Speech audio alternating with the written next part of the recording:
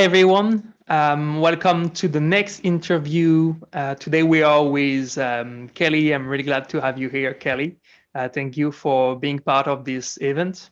Thank Kelly is you. the CEO and founder of Wabi Sabi Media, which is a media that allow conscious leaders and leaders of the new health paradigm to have a voice. She created that a few months ago out of ID intuition opportunities, and we're going to discuss how it all started and how she experienced an exponential result once she was in alignment with what she had to do, what she felt she had to do. Kelly, welcome. Thank Again, you. thank you for being here. Um, so we never met in person, even if we live nearby. I hope we will have the chance to meet. I'm glad Definitely. to have you here because I first heard about you a few months ago. We had a messenger talk when you were starting up with Wabi Media, and seeing that, well, you already experienced some successful steps in your business because you're truly aligned with it. You really manifested something big, I believe, even if it's the beginning. Um, so can you introduce yourself, like your story in 2-3 minutes to the audience? Okay, yeah. First of all, thank you so much for having me. And I'm sure, yeah, we'll bump into each other or hang out sometime here in Bali. And yeah, so pretty much I was born in New Zealand. So I'm Chinese by descent, and I was born in New Zealand. My parents were also born in New Zealand, so I'm like second generation Chinese there. And as similar to your story, actually, just going through the motions of life, as pretty much everyone's story happens, going through the motions of life and everything like that. Just doing the same thing, going to university. I ended up, buying a couple of houses back home, thinking that that was always going to bring me happiness. That was always the end goal. For example, when you finish uni, that's a milestone. And then Hmm. once I paid off my student debt, that's another milestone. And I'm like, oh, it doesn't really feel good. For example, straight after university, 2 years later, I'd paid off my $50,000 debt. And I even had a Facebook post about it, which I actually found the other day, where I wrote, I just paid off my student debt, but it doesn't feel as good as I thought it would.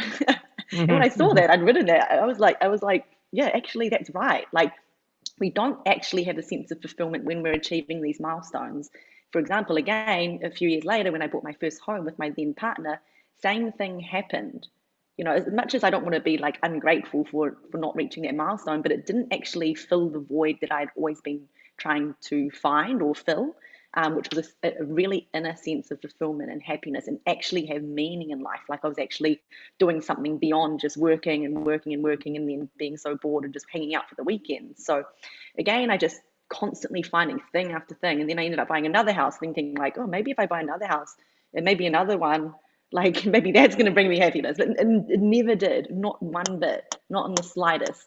And then even another job, and when I landed, my dream job, I worked in corporate and like banking and marketing and business development, all the kind of typical type jobs you do in corporate. And I really, what happened in that specific job is that kind of gave me a taste of what it was like to work for myself. Because that job, I was like a regional manager for the lower North Island and the upper South Island in New Zealand. So I was kind of like flying between the two islands every fortnight. It was really cool. I was able to like work from my laptop. They gave me a really nice car, tablet, phone, everything, like food expenses. And I was staying in these nice hotels, and it was a really cool job. And I'd even like sneak off to the beach and just work from the beach. And I was like, this is really cool. Like, how can I kind of like do this, but something more enjoyable? Because it was for the one of the biggest mobile phone companies and internet telecommunication companies there, and it was not exciting trying to like help my team sell as many phone plans as possible or sell as many internet plans as possible. Like that was just so boring. So, yeah, that kind of like that was my first kind of taste of what it was like to work for myself. And then what really pushed me into a whole new way of thinking was when I had bought my second house and I got made redundant from that job that I just mentioned. In the same week, I signed the mortgage papers. So I was like, Okay. oh my God, like Oh what, shit. like, yeah, oh shit. Yeah, I don't know if it's allowed to swear, but oh shit, like exactly what I was thinking. Like, how am I going to pay for this and live? Like, everything was just like, I don't know, just a complete mess. And I ended up just, in the redundancy and everything. And while when we were renovating the house to get it ready have it rented, because I couldn't live in it, I had to rent it out. I was literally just listening to podcasts like on repeat while I was renovating, while I was climbing up ladders, painting, and all of this. And I really started to fill my mind with a lot of personal development stuff. Literally spent like weeks and weeks just like earpods in my ears. When was Um, that? Um, what year? Maybe like a few years ago. okay. Yeah, about two or three. Yeah, 2 years ago actually, I think. Okay. Yeah, 2 or 3 years ago. And yeah, from there, everything just changed. Everything just shifted. I was like, there's no way that I'm going to go and put my future in the hands of someone else ever again. This is the time where I'm meant to really do something different. So fast forward a little bit forward. I decided the first thing I watched was The Secret. I know this is the case with a lot of people. The first thing they watch is The Secret, and then something just clicks. So I watched The Mm-hmm. Secret one night, and that was a point in my time as well where nothing was working. Like, for example, me and my partner, we were trying to buy a gym, and then we were trying to buy another house. And we were like, okay, well, I need to go and find another job if I want to buy a gym in another house. And nothing was working, absolutely nothing. Like, everything was falling through, nothing was like working in our favor. And then as I watched The Secret, I was kind of like, are these things not working out for a reason? And then I was like, okay, clearly this too, like, it was no longer a coincidence that things were just not working. So then after that, I kind of had this intuitive feeling that I needed to go to Bali. Like, I've never been an intuitive really person before on that deeper level, but it was so strong. The pull was so strong that I literally, once I got the message that, oh, maybe you should go to Bali and, like, just spend a bit of time alone and just go and learn more about yourself. Um, I was in Bali in 4 days. I was like, the pull was that strong that I was like, I literally need to go. I don't know why. I don't know what's there. I don't even know anyone there besides a girl that I kind of know. And that was about a year and a half ago now. So I've been here ever since, really learning more about myself. And it's been a beautiful, beautiful journey, a journey that I really encourage a lot of people to do if they really want to really go deeper and learn more about themselves and how they can serve the world. Okay. I resonate with you with what you said at the beginning, that there is those kind of milestones that we have to achieve, you know? But those milestones, we created them. Like, it's not Mm, part of the nature. Like university, we created university as human beings. We created diploma. We, like, everything has been created by human and beings, houses, um, marriage, to marry someone, mm-hmm, etc., etc. So those are artificial milestone. mm-hmm. It's not because they exist that we have to achieve them, because we created them. So they were not there before. And I resonate with what you said, and I have a story about that. It's I was living with my girlfriend in Paris a few years back, and we've been living together for almost a year. We really haven't do anything in our house, like in terms of equipment. And one day we decided to go to IKEA because it's the thing to do. Um, and I remember I was at IKEA and I was like, "What am I doing there?" And we literally bought everything for the house. And like 3 days after, I broke up because I realized that no, that's not the life that I want. It's I don't want the IKEA kind of lifestyle where like we have to go there to buy stuff and then next step and next step. And no, that's Yeah, not the life that I want. So yeah, that's how yeah, I felt as well. Just like once you kind of start to settle, you're like, oh, actually, this doesn't feel good, and then you kind of go in another direction. Yeah, totally get it. yeah. And what you say, that when we feel stuck, when we feel depressed, when we feel that, oh my God, why is that thing happening to me? it's because life or the universe is telling you like, hey, wake up. Mm-hmm. That's not the way. We are creating another way for you that is your way, aligned with who you truly are and what you truly have to accomplish. But if we keep focusing on the door that is closed, then we cannot see the door that is opening. Exactly. So Yeah. how did it all start with you? And to come back to what you're creating right now, Wabi Sabi Media, how that started, from an idea, an intuition, a pure calling, an opportunity that came to you and you had to grab. Like, what is the Mm, starting point of that? yeah. So it all kind of started, I'd say around March to April when, COVID hit and things like that. Everyone was kind of like really scared, like freaking out, like, what am I going to do? Really uncertain times. I kind of really took it upon myself to use that time to disconnect from social media. And I really, really put this disconnecting from social media and detoxing from social media down to what it is that I've created and how I've been able to build such a solid foundation to then be able to build the business on top of that in however fast I want to. So what happened is that from April to August, prior to April, that was when I was kind of like wrapping up my coaching business, not really feeling like it was my thing. Like I was kind of dabbling in it, trying to make things work. Nothing was working, didn't feel right. I felt like I was still following other coaches, trying to do what they are doing. And that's obviously a reason why it didn't feel right. But that just goes to show now that I look back that I didn't trust myself at all. And I didn't trust the universe and its guidance. And Mm-hmm. I didn't trust that I had the ability to do something to forge my own path on my own in my own unique way. So as soon as I kind of just took 4 months off, in that time I kind of went to Uluwatu, hung out. It's not like I was like meditating 24/7, but I was like just hanging out, just like being away from the noise. Because I always say the noise Just is the just for the people, Uluwatu is a place in the south of Bali, where there are a lot of beautiful beaches and meditation temples and view on the oceans, etc. yeah, yeah. So this was a really good time to just actually take a break. Like as much personal development and self-discovery I was doing within the year that I'd already arrived, it wasn't like deeper within. It was kind of like still trying to learn from other people, still trying to seek answers from other people. And that's something that I see a lot of people fall into, a lot of leaders, especially at the beginning, is trying to seek answers from other people, other coaches, or other leaders without really understanding themselves first and then having that leader guide them.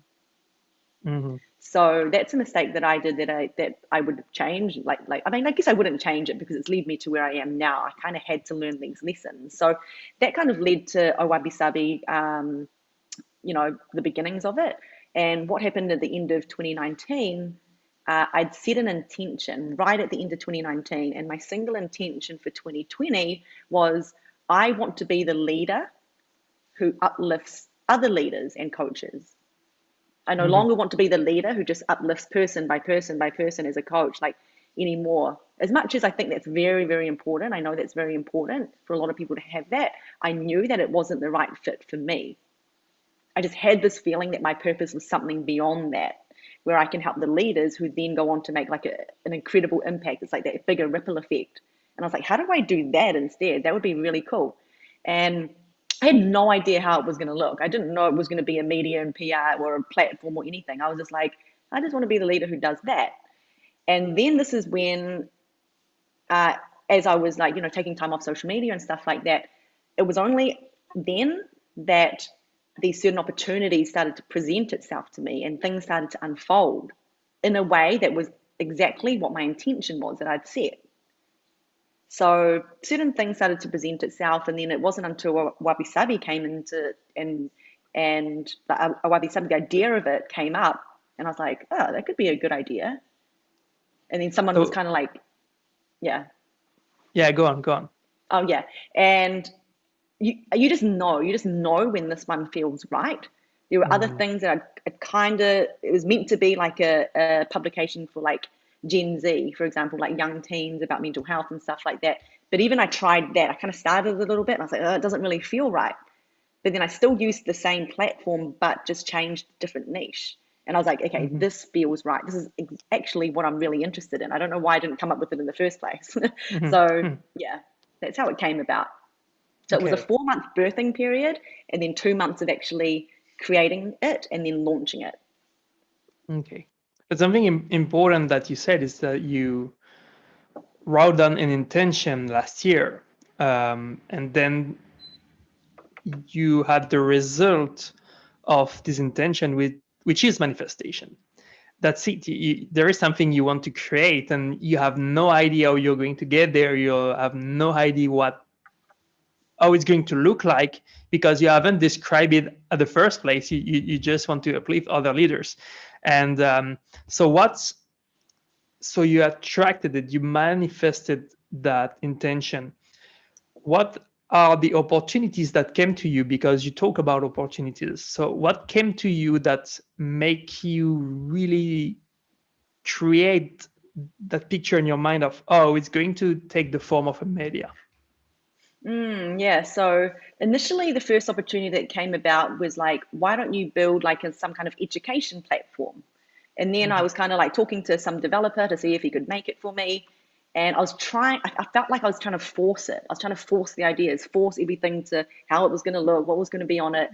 And you just know, you just get to a point where you know where if there's too much force, it's not actually creative. It's too structured. It doesn't flow. It just felt a bit clunky. So I never did anything with it. I was like, even though I've kind of mapped it out, I'm not going to even do that. It just doesn't feel right. It feels yuck. Mhm. So, and then as I don't think I've mentioned it yet, but I was already doing PR on the side on LinkedIn only. So I was doing PR, just trying to do it for anyone and everyone who wanted it, really. Any kind of, and as you know, LinkedIn's more like traditional business owners, more in corporate and stuff like that. So what happened then is that I was starting to write articles for conscious leaders. And then I was like, okay, this is kind of cool. Like I actually really felt a bigger sense of fulfillment when I was writing for them. And I was like, okay, I'm going to just transition now and only help these people. Not to say that the other people don't need help, but I kind of it's better to niche down and have a really like and have a more narrow focus on who you're going to help and the people you're going to serve. So as Mhm. I did that, I kind of just transitioned and shifted towards a different niche, and that gave me more energy. And when something gives you more energy, you follow that. You just do more of it. And as you do more of it, certain other things start to unfold Mhm. that just Mhm. kind of like piece things together and things like that. The right people come, and now even now, for example, there's people who come to me. There's no longer me having to reach out and make sure people jump on calls and follow up and like a lot of that stuff that I felt like I always had to do. It's not like that anymore. It's such like a beautiful flow of everyone wanting to help each other, and it just comes back tenfold, like a flow of energy. Okay. And that's beautiful because this is happening only like 4 5 months after you really started to go for what you had in your mind that was more clear. Mm-hmm. It was like the media platform. So once you decided to go for it, once you told yourself, oh, that's a media, and I'm going to highlight conscious leaders' voice because it's what feels right for you to do. And again, it's feeling versus rationality Mm-hmm. or logic. It's like the feeling, you cannot explain it. The feeling that you have inside is something that just give you a smile, give you goosebumps, or make your heart beating a little bit faster just because you think about that idea. Once you decided to follow that feeling, that desire, what happened then? So once I started to feel into it a little bit more, and just before I do jump into that, one important part as well was really like letting go. I think that is the most important step for you to actually really lean into the new version of you and the new phase that you're about to go into. Because when we're still holding on to the old, you can't make room for the new. So that's something that I really had to do, was just release everything that I'd learned, anything that I'd done with coaching, all of my past clients, anyone that I'd even been talking to, and start from scratch. And that really allowed me to start with a clear head and a clear mind to really start to just create all over again. So it's kind of like a death and then a rebirth. Like I think Mm-hmm. that is always very important. So in terms of what happened after that, as I mentioned, I was starting to already write for these conscious entrepreneurs, and I was really starting to really enjoy building these relationships with them.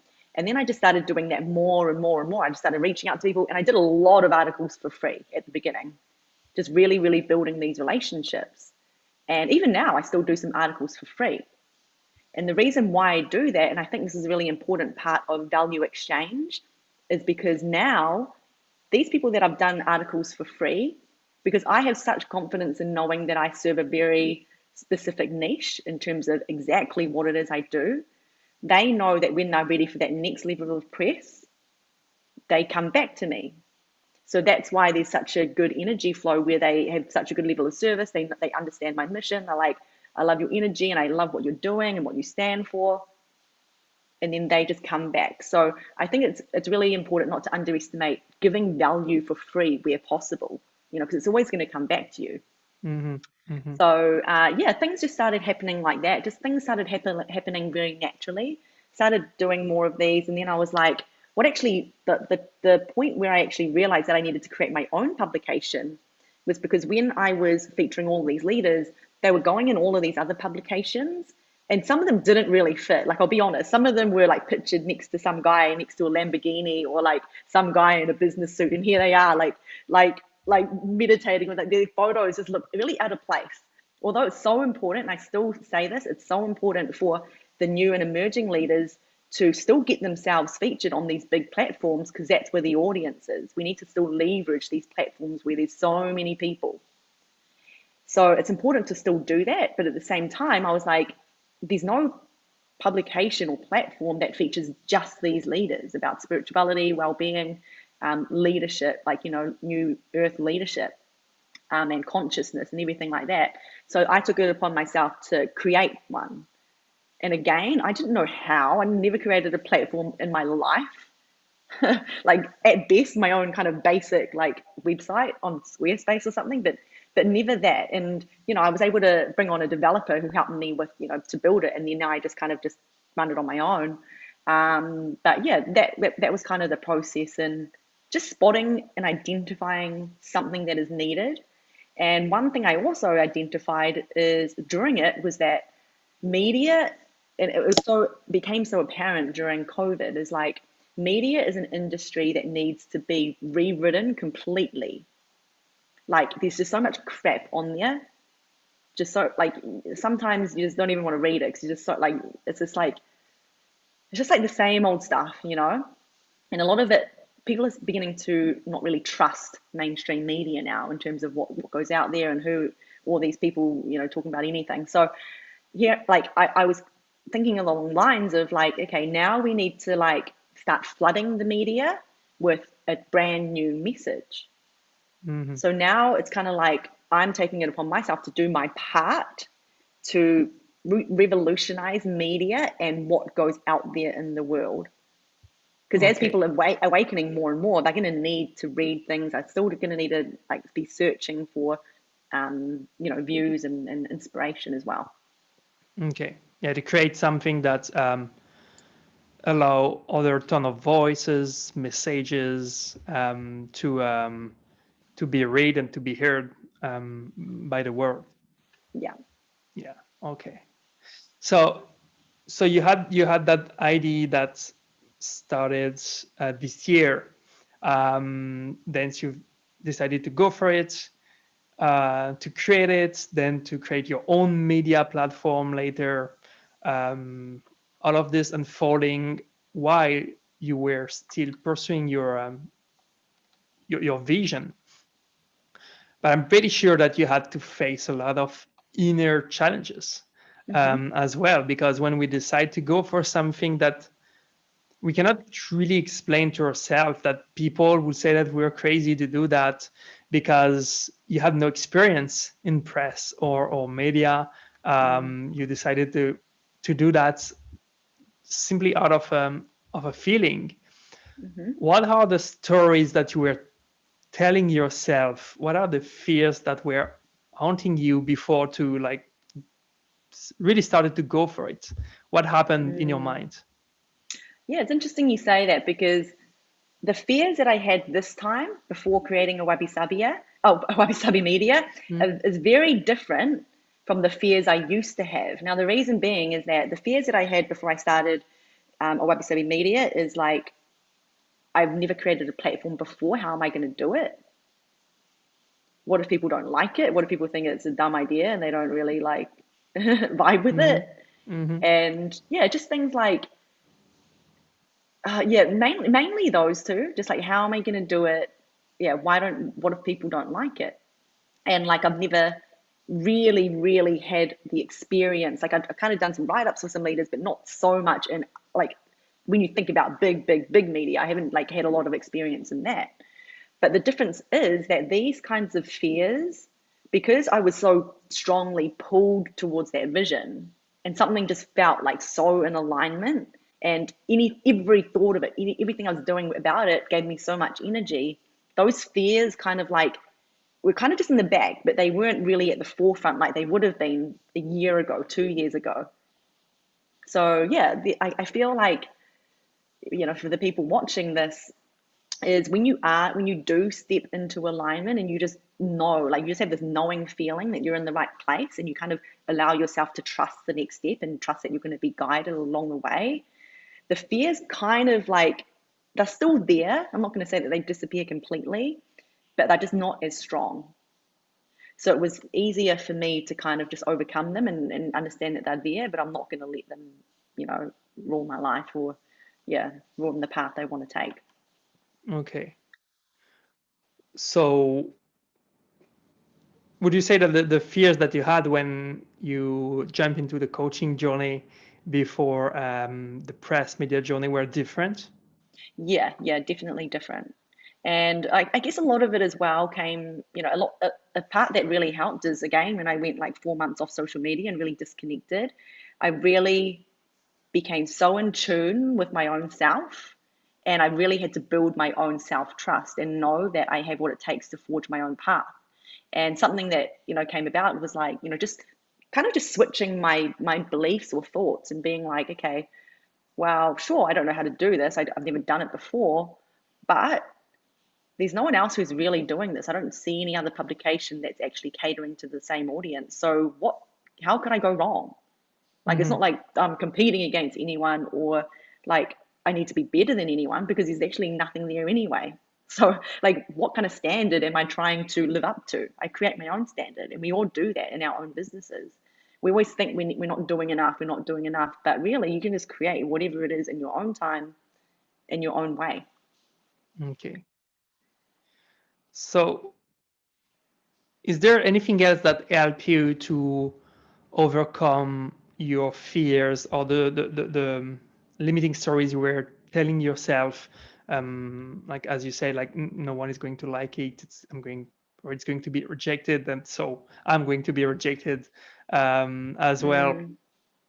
Mm, So you said that something that helped you is that you were so in alignment with that idea that the energy that you send out towards it really helped you to that's the law of attraction, that's magnetism. Like you're just like, whew, mm-hmm, you move towards that mm-hmm. thing without any apparent effort. um, is there anything else that helps you to go for it, to overcome the Yeah, fears? yeah. So really, as I mentioned before, when you've really got to get rid of the old so you can create the new. Mm-hmm. When I say get rid of the old as well, it includes people. I know sometimes this can sound bad, like, oh, I don't want to like kick people out of my life. But there's just some people who aren't willing to grow at the same rate as you and step up to your standard in terms of who you're going to allow into your life that's going to help you in the next phase. So I really had to like, and I think it definitely made it easier during COVID to really like Mm-hmm. just be on my own. So nothing was open, I was really able to just, hang out and be on my own with my own thoughts.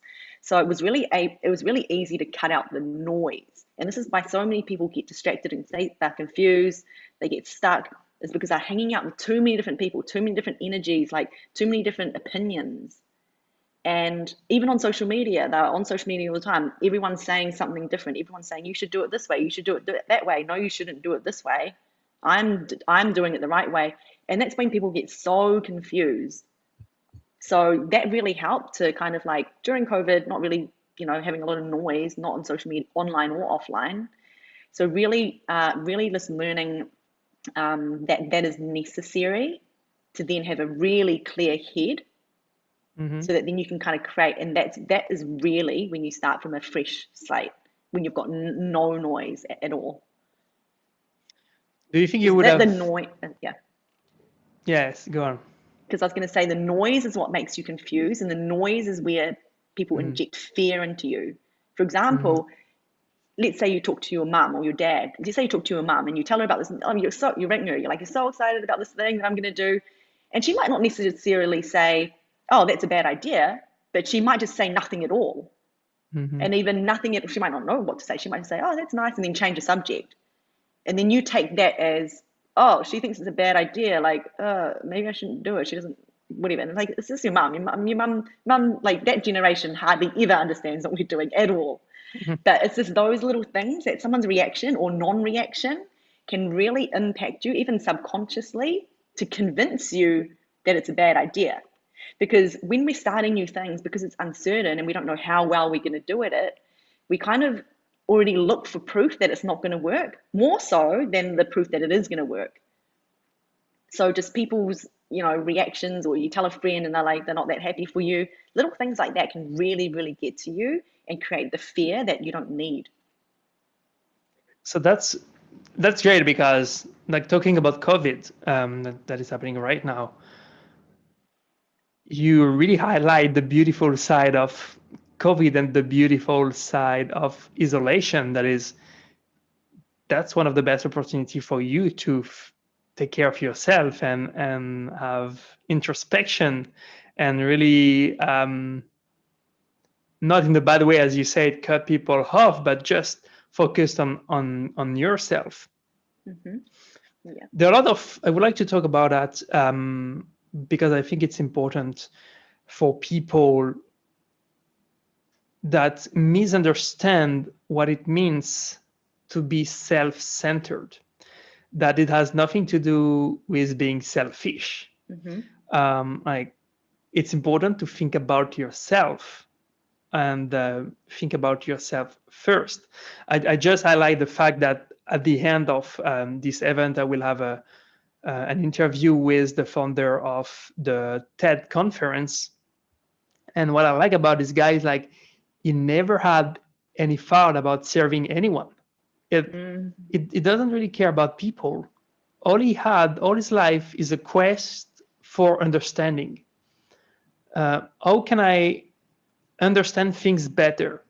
And he all his life, he created things in order to understand things better. And he created this TED conference in order for him to understand innovation and technology better. And then other people liked that idea, and it became the TED conference that is globally known right now. But like, he didn't care about people. He never had any wish or desire to help others, but himself, but because it was important for him. So for you, what is the difference between selfish and self-centered, and how important is it for you to think about yourself first, that cannot be seen in a bad way? Yeah, it's interesting you say that, because like when you help yourself and you fill your own cup and you do everything that you need to grow and expand and evolve into the best version of yourself, what's happened with this, for example, this TED conference guy, is he didn't want to help people. He wanted to help himself and really just do things that he was passionate about. And he launched this amazing thing. And he kind of just helps people along the way. That's the byproduct. Like, just like money is a byproduct and everything like that. So we all have our own needs that we want to fulfill. We all want freedom. And people always think, like, I just want to help people. I just want to help people. And of course we do. But in order to help people, we need money. We need to look after ourselves. We need to actually build our own life up, so then we can help people. Because if we're kind of like scrambling, like living life paycheck to paycheck, you can't do anything. You've got no choices. You're still trapped. You probably got to stay in a 9 to 5 and keep doing that, which keeps you boxed in, which goes back to when we talked about, the milestones that are artificially made by man. They're there to keep us boxed in, so we don't go and like go on adventure and self-discover and create all these magical things that are like limitless opportunities. We're kind of just doing the same things to keep the wheels turning in that side of the world. So yeah, I think it's definitely important to be selfish in a good way that has you really understand yourself and do everything it takes to build your own life up physically, mentally, spiritually, financially, and emotionally, and do that every single day. Focus on all of those every single day, which can be seen as very selfish when you just need to do that for yourself, not even anyone else, not even your partner. Like those, because if you're not being your best self, you're not going to you're not going to be the best person for your partner anyway. So if we do that, then we're really stepping into the best version of ourselves, and whatever we create from there has the impact on the world. Great. So that's kind of how I see things as well. Mm-hmm. And the happier we are and things like that. Obviously, if we're filling our own cup up so much, we're going to be happier. We're in higher energy. When we're in higher energy, we attract the things we want. When we attract the things we want, like everything just expands from there. Yeah, exactly. I'm used to say, like, how do you want someone to love you if you don't love yourself? So how do we want people to be excited by what you sell if you're not excited by creating it in the first place? So do you have any advice or something that you did? Because it can be hard in our society today. I found out that I've been trapped into that as well. It's like in our society, when you think about yourself, then people are like, "Ooh, you're a bad person." You have to think about others, and if you think about yourself, it's like, hey, you're a bad person. So yeah, do you have any recommendation, any like single step, tiny step that people can start to take right now in order to think about themselves first, even if it's just a little bit more? Think about themselves first. So basically, I've got a couple of things in mind. I guess the main one that I would want to talk about is really just getting super clear on exactly what it is you desire. And that can be anything. Some people get really scared when they say, "Oh, I kind of want money," but I don't want to say it's money because then people are going to think I'm greedy. Like, or I really want to live in a nice house on a nice hill with with an ocean view, and it has like 15 bedrooms, but I don't want to tell anyone that because people will think I'm greedy. Mm-hmm. And people are going to like the people that think that you're selfish for looking after yourself and working on yourself all the time. Like, there's going to be people who think that anyway. And there's going to be people who like you, people who don't like you. That's fine. That's just part of life. If you want everyone to like you, you're probably not doing much at all. You're too scared to say anything or do anything. You're stuck.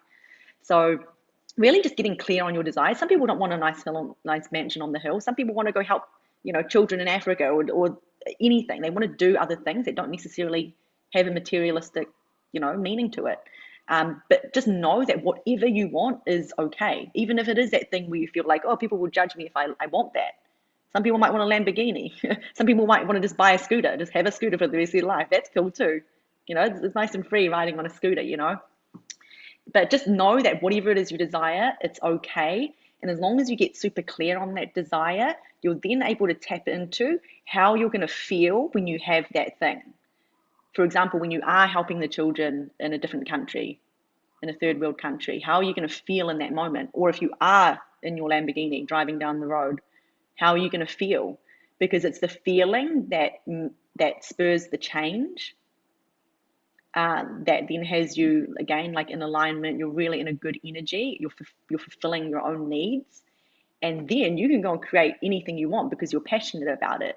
So it's really like just filling your own needs first in whatever way that will look, and then just knowing that whatever you're going to create is going to get you there. But along the way, you're just going to have to ensure that you stay in the energy of Mm. exactly in the right direction, Thanks for this advice. I like that you talk about that because it's what I do with my clients, like putting on the paper your desires, like what do you want to achieve, and once you write that down, then you can write down what are the limiting beliefs and fears that you have related to that. Mm, I want that, but, and it's interesting to analyze the but, like why do you think that it's not possible, or what do you think is going to happen that is going to impact you in a negative way mm, if you achieve your desires, etc., etc., etc. And for the people who bought the package of the online summit, they will have access to um, exercises related to what do you want to achieve and how to overcome your limiting beliefs and fears and tap into the feeling of, oh my god, that's, mm, yeah, that feels good for me. Even if I have those fears, those limiting beliefs, I think that people are going to judge me, etc., etc., but it feels right for me. This is what I want, mm-hmm. so I can start to allow myself to live that reality. Mm-hmm. You're right, yeah, because even that thought alone of, oh, people, what are people going to think when I tell them that I want this? Even that alone is a limiting belief that pretty much means if you continue with that belief or that kind of shadow that's always going to be there, you're never going to get there because that's always going to be in your way. It's kind of like trying to swim through muddy water. Like it's not very clear because there's still things in the way that you need to get rid of. So it's getting rid of that thought, and rewriting the narrative of what that means. To be like, so Hmm. what if people think so what if people are going to judge me for wanting that? It doesn't matter. Like I want that. They Hmm. want something else. I'm not going to judge them for what they want. It's like other people's thoughts and opinions should never impact your future. It's just crazy how we're Hmm. wired to think that. Yeah, yeah, yeah. We think that it's so important what other things about what we are going to do, etc. Yeah. I like your image of a rebirth. It's like the phoenix stage that you have to let Mm, your old thought and your old self die in order to reborn and create something new. That's the mm-hmm, process of manifestation. Because if you mm, haven't manifested your desire yet, it means that you're stuck in limiting habits and way of thinking and being. mm-hmm. So let's go back to what you create at this moment. So once you decided to go for it, um, before the interview, you told me that on your second month you reach 6,000 and a few $100 of revenue. So that this is what I call exponential success. Like once you leap towards that thing that feels right for you, you suddenly have a gathering of synchronicities outside of your physical body, and even inside. Sometimes like your like new ideas, new intuition that flow into your mind, has like creating the media platform for you. What are the gathering of synchronicities that happen for you that make you experience that flow of ease towards what you were creating? Like I was trying to think of this as well. Like I didn't really experience any synchronicities as such. Like I think it was more like when you're in flow, it's just flow. Or maybe I just didn't see it as synchronicity because it just kind of just came so normal for things to present itself to me. I was like, oh, okay, I feel like that's kind of normal now, whereas back Mm-hmm. then it probably would have been a synchronicity. So nothing really comes to mind. I see it more as just flow of energy, flow of people, flow of resources, flow of money. Everything's just flowing in a really beautiful way where it's all of it synchronicity, you know, Mm-hmm. all of it is like It's the in same thing, yeah. Flow and synchronicity. It's the yeah, same thing, exactly. yeah. Yeah, I always think synchronicity is like seeing something specific or something like that. But yeah, just I feel like yeah, just different people come into your life, different people leave your life. That's just a natural flow of life. If we ever want to change and grow, we just have to accept that that really happens. An important part of allowing flow to happen is detaching or non-attachment. Not attaching my, for example, if I still were held on to these beliefs that, oh, I started being coached, therefore I kind of have to still do it, then I would have never have started this. So really just practicing non-attachment and knowing that when we release something, something better is going to come along. That's more in alignment with what our new values are. So yeah, certain things are just happening with ease now. It's definitely the most easiest thing I've kind of had to do in my life. It doesn't feel forced anymore. Like I'm trying to like push to create success like I was back home. So yeah, just certain things like, creating a, $6.2 thousand income in the second month already, building my team up to like 4 people. I've got my fourth person starting next week. So those kinds of things really, really helps. And it's even like the people that I've brought on my team, like even they're like, I swear they're like angels sent from the heavens. They're just the perfect people for to the support role that I require, and they really get that sense of fulfillment. They're really on board with the mission. You start to literally like manifest people into your team too who are a perfect fit for the job. And just clients and stuff like that, they're just perfect clients to work with. They just like do. There's no forcing, there's no following up, there's no chasing. It's just like they know exactly what you're there to do and you're here to support them. It's just like a co-creation strategy. And when you're working with people to co-create, there's no force even within the client communication, because they want it just as bad as you want to help them, because you both know where it's going to end up. You both know you're trying to do the same thing, just in different ways. So that's why I really uplift conscious leaders and help them get featured in press and media, not only in my platform, but 20 plus other platforms as well, is to really help them get their message out there. Just spread it across as many platforms as possible. Okay.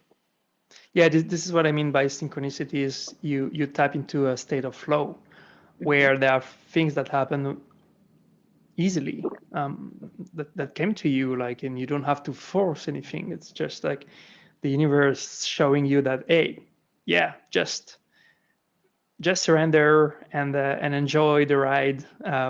We take care of yourself. Yeah, the Great. trust and surrender part is so key.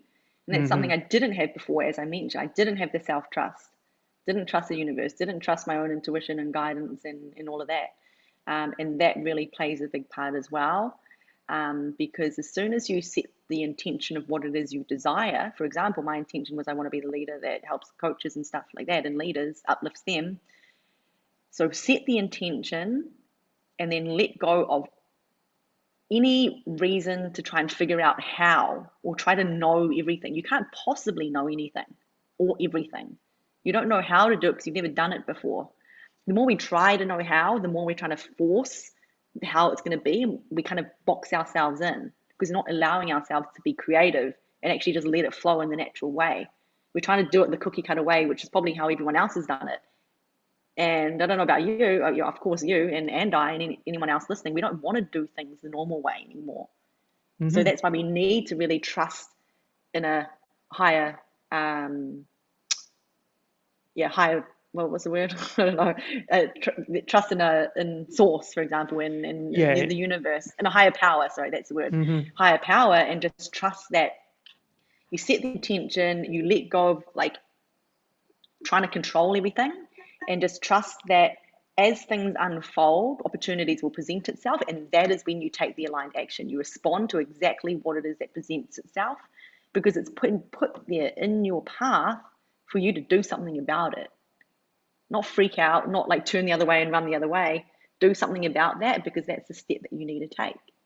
So just trusting and not really second guessing, like, should I do that? Should I not? Or doing it and then saying, was that a good idea? I don't know. It's just like just being fully present in everything that you're doing and just allowing the trust to lead your path. Yeah, because what you can think about is only a small fraction of all the possibilities that can happen. And it's like all you have to do is to keep holding the idea, the feeling, the intuition in your mind and entertaining it, living it, embodying it, feeling it again and again and again. And like the universe is full of surprises and will create ways for you that you couldn't even think about or expect. That's exactly what you say. Faith and surrender. Just let go. Know that it's going to unfold perfectly. And trade out of faith. That's one of the key. And the thing that could probably really trip people up here is that part that we mentioned just then is it sounds easy, but when people try and do it, it can be a bit hard. And the reason why most people may fail at that is because they aren't clearing the limiting beliefs or the shadow that comes along with that trust. For Hmm. example, it's easy to say, yeah, set the intention of what you want and then just lean back and trust. But when you lean back and trust, all these things are going to come up. So your only job, pretty much, is to create that desire free of the limiting beliefs. So your only job is to basically just kill off all of these limiting beliefs and rewrite them until such point where they're not really at the forefront of your mind anymore. And then that's when you're creating the clearer path. That's when you're clearing the water and you're able to swim in clear water now instead of muddy water, because you're kind of just like clearing it every single day to make room for your goal. Yeah, and if you lean forward and trust, it means that you don't trust, Mm-hmm. because when you trust, you take action. You don't Mm, lean forward and then like wait. The wait and see in that process is not relevant. If you wait mm, and see, it's like your desire is not strong enough. exactly. Um, And like that's for where I example, took, if oh you're yeah. yeah, if you're fully in love with someone, and I don't know, you're in a long distance relationship or something like that, you're not going to lay in your bed and say like, oh, maybe she or he will call me later. Now you're Mm, going to be excited, and you're probably going to be the one calling, to have news from the other one. And it's the same with what you want to achieve. Like if you're not fueled with that desire of mm, taking action, it doesn't matter if you have fears and limiting beliefs. It's normal to have those, but if you do nothing towards it, it means that maybe you're not aiming high enough, or mm, you should shift your yeah. vision, because if you just wait and see, then you're not you don't have the energy to go for it. Yeah, it's a good mix of the action, the aligned action, soul, making sure that it's actually what your soul wants and craves and desires, Mhm. and then the mindset as well. So making sure that you're clearing the limiting beliefs and you're just really working towards what it is you want. And because what happens as well is if we're still hanging on to even the slightest bit of the limiting belief or any limiting belief, it affects the energy, the flow of energy. You're not actually opening it up to actually allow your vision, your dream to be channeled through or Exactly. downloaded or in your reality. Like you're kind of blocking it, and you're not really, you're not allowing it to come through. So that's another reason as to how that works. Something that we can't see, but we can kind of feel. So yeah. Hmm. Yeah, that's true. Um, so you have to face inner challenges and inner problems, and the more you align with what you want to achieve, the easier it is to go for it, because you Yeah. have that desire, that energy in motion that make you move towards it. But you also have to face outside problems and challenges. And I think we talk about one that happened to you recently.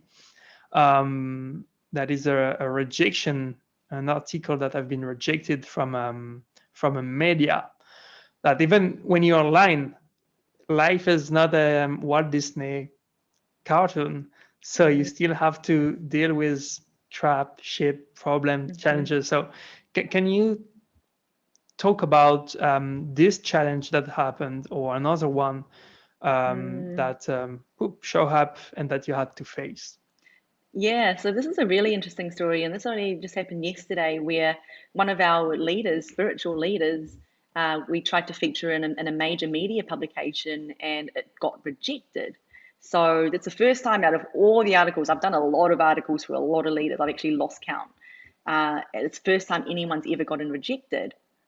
Now, even though the publication claims to, endorse articles on spirituality, well-being, mentorship, life inspiration, and philosophy, there was another sentence below that says we endorse, articles that are within the realms of popular culture. So because she's a spiritual leader, she has a very different message. Her message and the way she coaches people is helping them with the really deep, dark, uncomfortable stuff. Like so dark, so uncomfortable. People want to kind of ignore her. But it's important for us to address that. Like we talk about addressing the shadows, addressing the dark side of ourselves, the repressed part of ourselves that are we don't even know is actually blocking us. But just what she speaks about is so like, it's very unpopular. Yeah, Like, yeah. and yeah, I'm going to assume that that's the reason why it got rejected, because it kind of fit everything else: spiritual, mentorship, inspiration, and all of that. So, when I let her know, she responded really well. She was actually like pretty stoked about it, as was I. Like, I mean, initially I was like, what? Like, I was a little bit outraged at first. I was like, oh gosh, this is me annoying. Mainly because I was kind of like, oh, what's a client going to say? But anyway, I told her, and we both turned that into fuel. So fuel to know that when you're actually doing something that is, again, going against the grain, or doing something that's actually breaking the norm and actually disrupting the way normal things are done, it's not going to be an easy path, you know? So we kind of just use it as fuel. And for example, that's the reason why I started Wabi Sabi Media in the first place, because I was like, and it just goes to show what I thought when I mentioned before, that I'm featuring these people in these publications, but it doesn't really fit in there. But I'll do it anyway because it's all I have access to, or create my own one and then I ended up featuring her in my own publication. I was going to feature her in it later, but I ended up featuring that same article in my one. Now she's on the top of the page, getting a lot of traction, and actually now, if anything, being seen in front of the right audience, which is on my publication. So yeah, she understood, and she responded really well, and she knew that this is something that's going to happen, and something that she's using as fuel to actually know she's on the right path, and she doesn't want to be popular. She doesn't want to dumb down her message just to fit in this box, just so they accept it, just so she can get, exposure. That's not what she wants to do, and that's not what I stand for either. So yeah, I think it's a really interesting story in terms of how things are going to come up. If you're really pushing against and you really want to disrupt or revolutionize an industry or the way things are done, you're going to come up against some walls, but it's how you respond to that will make sure that you don't like just give up completely and say, oh, like this doesn't work, and then your dreams are shattered. So yeah. Okay. Yeah, yeah. Have to deal with rejection. The more you disrupt, the more you have to deal with rejection. And if you're not ready for that, then don't go for it. And you have to chase that. That's the thing. That's the thing that I would like to address to the audience. That if you want to do something that is even a little bit different, you have to chase rejection, and that is going to be the sign that, oh, I'm doing something right. If anything, it's a good thing. Yeah, exactly. And if everyone would welcome your message, it means that you would be like you're anyone else. Yeah, exactly. Yeah. And you're not really making a change because you're still boxing yourself into. And if anything, you'll be drowning in a sea full of all the other people, and your stuff isn't going to really get heard. You need a polarizing message to really stand out, to actually have people be like, whoa, okay, I'm going to read what she's saying, because it's kind of like uncomfortable, but I'm kind of curious anyway, So those are the people who are going to be the new and emerging leaders, who just say stuff that most people don't get right now. But I can guarantee the more people are awakening, especially with what's going on now, people are waking up to like just seeing things from a different perspective. So it's going to be that how people normally think, So yeah. And with that event, it's good that you're aware that your first reaction was like, oh dang, oh shit. And then you decided to respond it differently and addressing it from like, oh, that's actually a good thing, and I'm glad it happened. Yeah. Okay. Definitely. I have two more questions for you, Kelly, before to end this interview. The first question is, if there is anything that you could do right now with a 100% chance of success, like a desire that you have within you, that, or a vision or a feeling that can seem impossible or so big you don't have any idea how to get there, but if you know that you go for it, it's going to work 100%. What is that thing that you would start creating like today or tomorrow? Okay, so that answer is money. Okay. And as I mentioned before, some people might think, okay, if your goal is money, you're greedy, whatever. But what I see is, I have a vision, right? I have a big vision of what I want to create with Wabi Sabi. There's more to it than just a publication. There's other things evolving as well. But in order to make that happen, money is just energy, and money needs to be injected into a wabi sabi and the brand and everything to actually have that impact. If I'm kind of like pushing away money or saying money's bad or like I don't think I should have it, it's not going to flow to me. So the more I embrace it and say I actually want a shitload of money, so I can actually build this thing. For example, as I mentioned, I've got a team of 4 now. And that's possible because I have a regular stream of income, and there's a decent amount of income coming in. So anything that's coming in, I'm not like keeping it to myself and going on these massive holidays. Like right now, I can't go and do that with just one, amount of income. I put as much as I can of that into hiring a team. So as soon as I'm starting to hire a team now, what's happening is they're helping me with the heavy lifting. They're helping me with the tasks that I tend to avoid, but they like to do. They want to do it. They want to help out. They feel fulfilled doing it. So then now, as I bring on more and more team, I'm then able to be in my zone of genius, which is actually building out these other parts and actually just doing things that I really like to do in the business. So in saying that, if there's one thing that I would really love is just like a lot of money to then be able to go and do this, like to actually go and like actually just create it fully in the way that I plan and not really have to feel like, oh, it's going to take me 10 years before I do it. Like it doesn't have to take that long if you're able to really understand the energetics and master that and really allow the flow of money, because it's energy, to come to you. Then you put that back in, and then you uplift other leaders, and then you build your platform and business. Then it's serving the world. Money can be used in good and bad ways, as we've seen. And most people associate it with bad things like bad, greed, evil. But, what we don't tend to look at is, okay, what if we use it for different reasons, good reasons? It just depends on how we view it. Exactly. Yeah. But I like that. What is your money goal? Because you said a lot of money, but what does it mean, a lot of money? In like a time frame or Yeah, like and billion what billion is dollars? billion? I don't have a limit. Yeah, I don't have a limit. There's a lot of people who, like now, for example, if you're a millionaire, that's not even surprising anymore. So many people, 7 figures. Like that's not a lot anymore. So now we kind of just need to like lift the lid on any figure, really, because again, it's kind of like, it's just like however much I need really to make things happen. It's just like allowing that flow to happen. Yeah. I reflect on that because everyone has a different definition of what a lot means.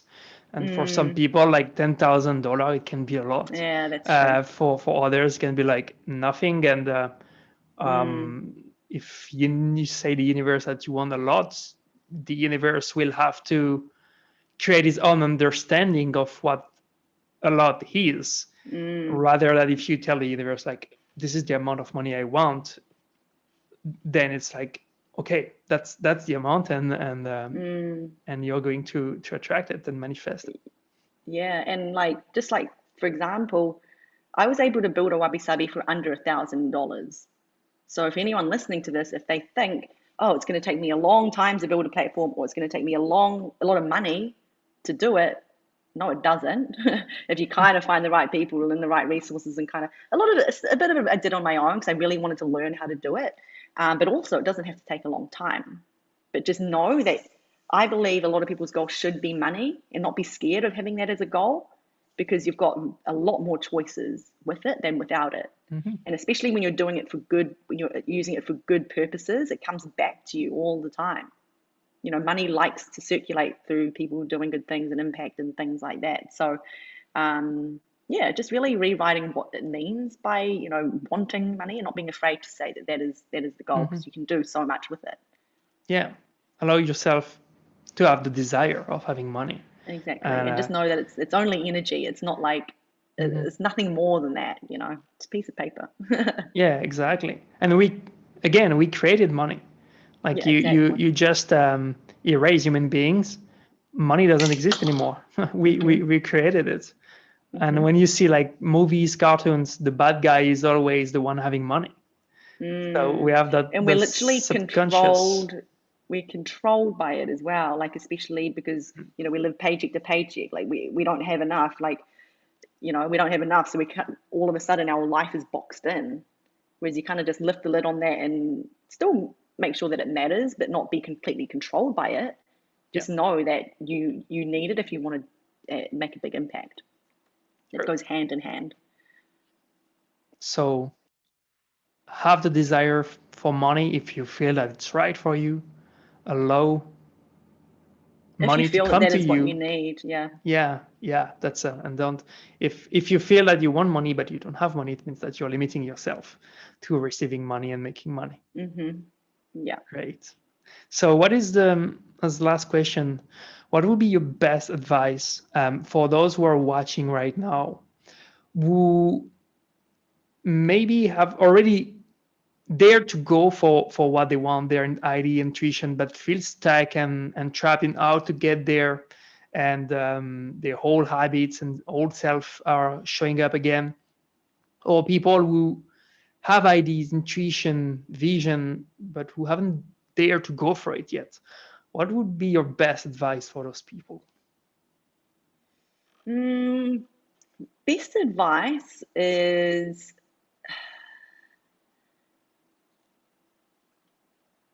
I think we've already discussed it in this thing. I think we've discussed it a couple of times, is to really create your desire, but at the same time, address the limiting beliefs as they come up. Like as soon as they appear in your mind, do something about it. Don't just let it sit there and then sit on the couch and feel sorry for yourself. Do something about it at the time. Like reprogram and rewrite that entire narrative at that time, address it there and then. Because then every time you do that, you're reprogramming that belief to such, when it gets to, till it gets to such a point that it's not going to really impact you anymore. You're able to go and do the things that you want. You're able to make more money. You're able to have more impact. You're able to build your business faster. Then that's really important, because what a lot of people fall into the trap of is trying to just like build all these positive beliefs on top of each other, and then but you're building it on top of like negative beliefs and underlying patterns and negative cycles, you know. So if you're doing that, those negative cycles and patterns are still going to come up.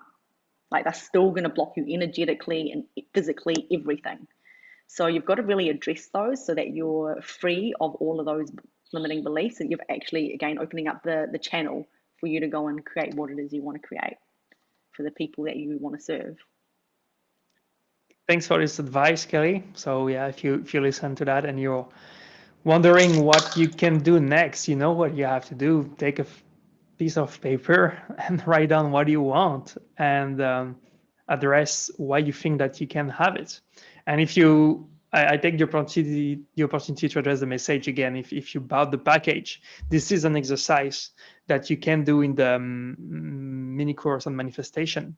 This is exactly what I do with my clients. And if you want to have a look at what is Owabi and what Kelly is doing, you can click on the link that I put on the email to announce this interview, and you will have access to the platform and see what it is to be a conscious leader, who are the conscious leaders today, and all the work that Kelly have been created for the past few months simply by following a desire out of faith. Thank you very much, Kelly. I appreciate that you're vulnerable and bold enough to talk about what happened for you during the last month, what you've been creating. It's beautiful. I love it personally, and Thank you. I'm sure that your media and your platform is going to grow and grow and grow, and one day become one of the main ones.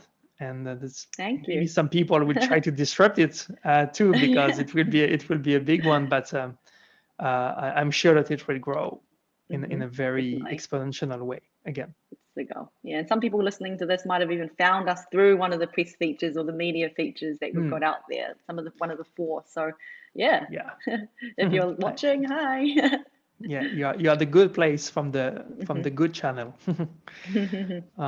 Thanks again. I wish you to have a great day, and we talk soon. Yeah. Thanks, Kevin. Bye. Bye.